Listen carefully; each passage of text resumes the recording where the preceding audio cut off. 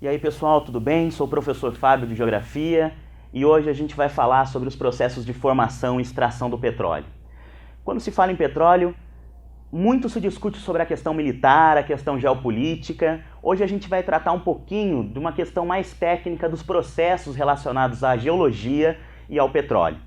Vamos lembrar antes que o petróleo ganha uma importância muito grande a partir da segunda revolução industrial, principalmente com a criação do motor a combustão, onde os seus derivados vão passar a ser relevantes, principalmente a gasolina, nos meios de transporte.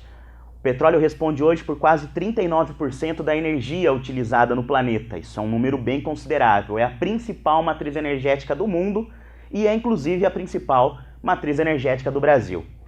O uso do petróleo ao longo do tempo foi aumentando, mas as críticas sobre a sua utilização também ganham muita força. Vale lembrar que o petróleo é um recurso não renovável, ou seja, ele tem um período aí de uso e acredita-se que as jazidas tendem a se esgotar.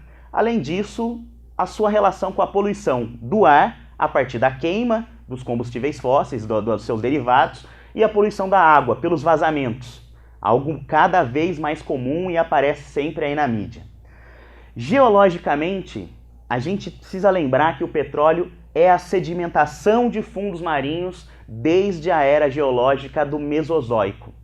Quando eu falo de sedimentação de fundos marinhos, estou querendo dizer o seguinte: onde a gente encontra petróleo nos dias de hoje, ou é o mar, ou no passado foram antigos mares.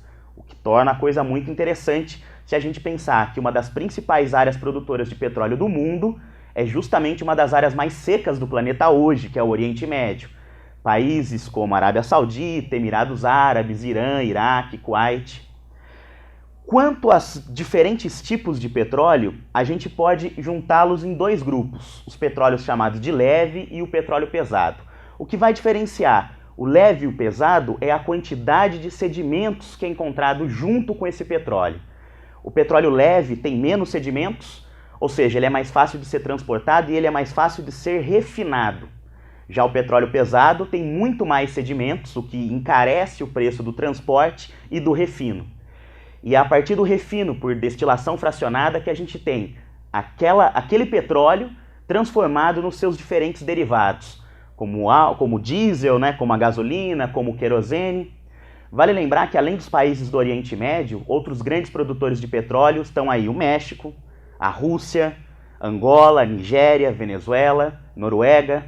E entre o conjunto dos grandes importadores, podemos citar grandes potências industriais como os Estados Unidos, a China, a Índia, certo? Essa aqui é uma análise breve da questão geológica associada ao petróleo, mas que é muito útil e que a gente não pode deixar de lado na hora dos nossos estudos. Até a próxima, pessoal.